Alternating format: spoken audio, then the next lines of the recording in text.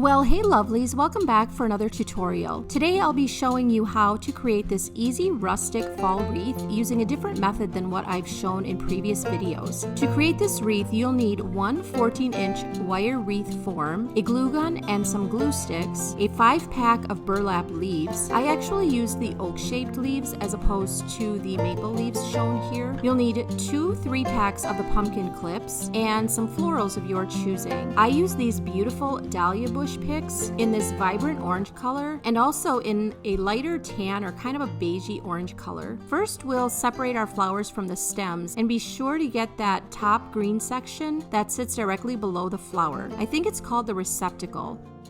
That little green piece is where we'll be placing our glue. These flowers came off the stems really easily, so I was able to pull them all off in one bunch, making this task much easier and quicker. And I'll be setting all those stems and leaves to the side for later, you guys.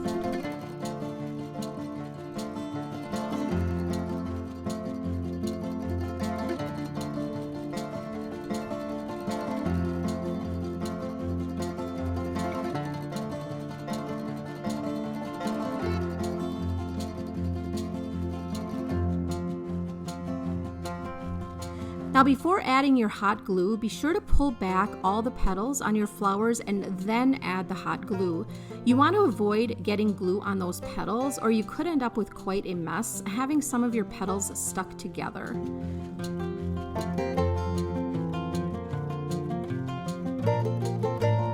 We're going to add our first 3 flowers onto the area where there's a crossbar, making sure the stem and the glue are well connected to the wire pieces of your wreath form for a really secure hold. Then continue gluing down each individual flower, following the same pattern but staggering them a bit and changing the direction they lay ever so slightly, just to avoid a solid pattern effect. We don't want that, as it'll leave it looking kind of too structured. And try spacing your flowers as evenly as possible and stay consistent with your placement to avoid varied fullness later on. I like to follow the shape of the wreath form, so when I'm placing the flowers down on the innermost opening, I kind of tilt them inward toward the middle of the wreath form, and I do the same thing on the outer section. When I'm gluing down the flowers on the outermost ring, I tip them ever so slightly outward. This creates a really nice aesthetic, and you're just following the wreath form. And again, while continuing to add each flower to the form, be sure you continue to lift up those petals from those flowers you've already laid down, so none of your petals end up stuck to something they shouldn't be. Also be sure you're holding down each flower long enough so the glue has adequate time to set. You don't want any of your flowers falling off your wreath when finished. I added 6 flowers in each group here, alternating those colors, so I ended up using 5 of each of those dahlia bush picks, with a total of 10 for the entire wreath.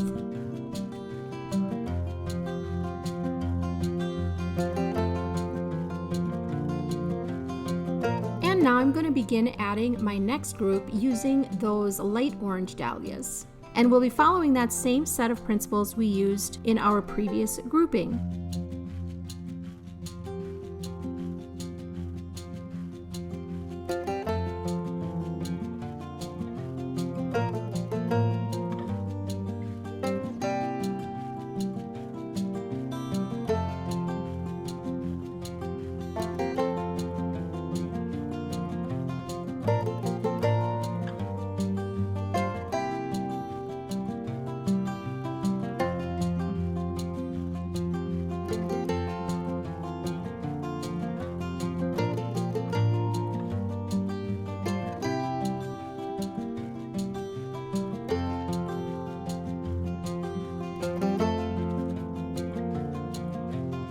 And we're just going to continue alternating like that in groupings of 6 until our wreath form is full.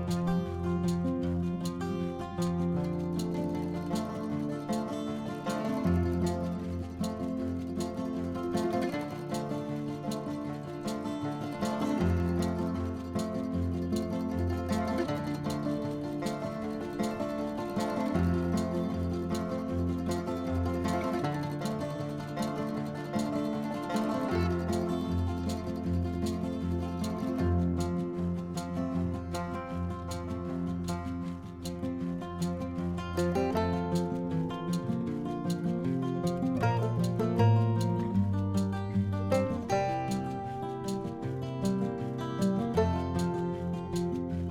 every so often I like to flip my wreath over and just take a look and see how the back is looking. Make sure you don't have anything stuck to something it shouldn't be. Make sure everything is glued down really well and all of your florals are anchored to the wreath form.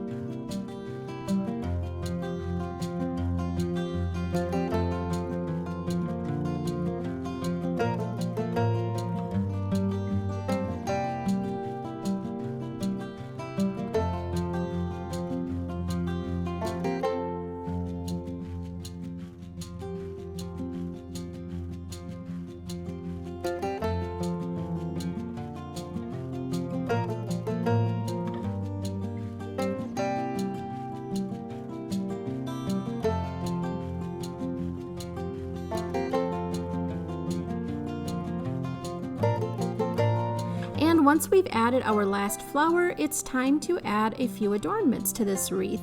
I'm going to be adding some of these little pumpkin clips from Dollar Tree. I'll be adding 5 of them. I actually just pulled them right off of the clips. Using my fingernail to hold the clips down, they pulled right off really easily.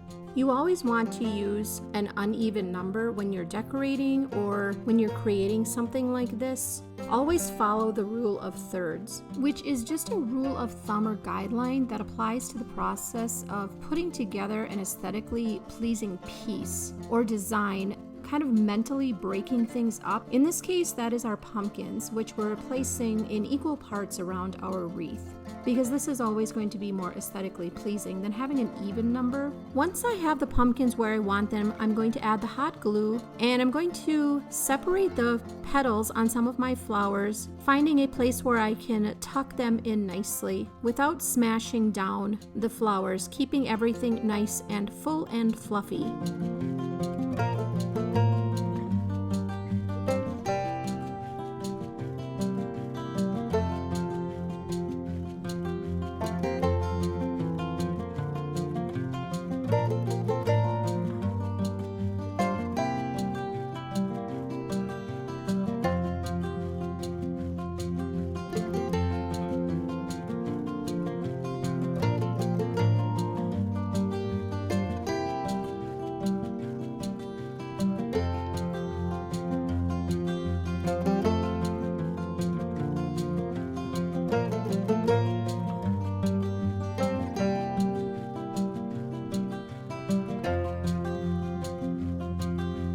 Add in those burlap leaves. These have a wire stem on them, which I'm going to poke through the flowers on our wreath until it comes through the back side, and then I'm going to curl that wire stem around a few of our wire bars on the wreath form, holding it securely in place. I'm going to mold these leaves just a little bit, bend them into a position that I think is pleasing, and I'm going to follow that same rule of thirds by adding 5 of these leaves in between the pumpkins. That provides movement in our wreath by keeping the eye moving and not focusing on just one thing.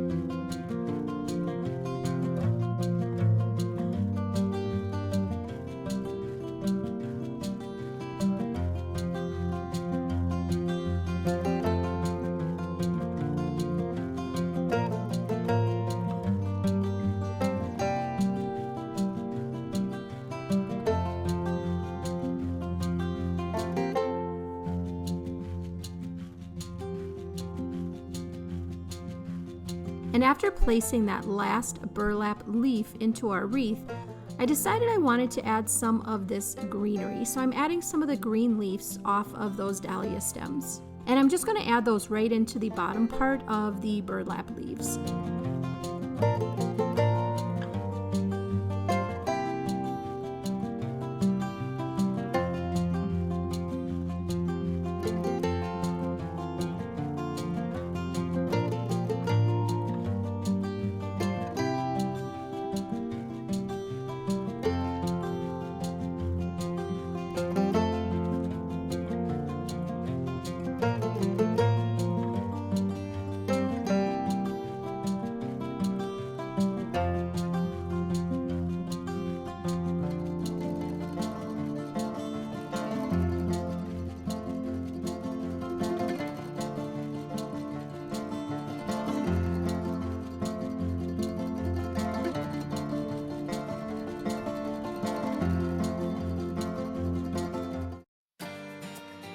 And that concludes this rustic fall wreath tutorial, you guys. Thank you so much for watching. I always appreciate you carving a little time out of your busy day to spend some time with me. I hope this was helpful in some way, or I hope you at least enjoyed watching me put this rustic fall wreath together. If you did enjoy this video, please subscribe to my channel and click on that bell for notifications every time I upload a new video. Also, please give this video a thumbs up, my friends. That really does help out my channel a lot, and I really appreciate it. Thanks again for watching. I'll see you in the next one. Have a beautiful day, my friends.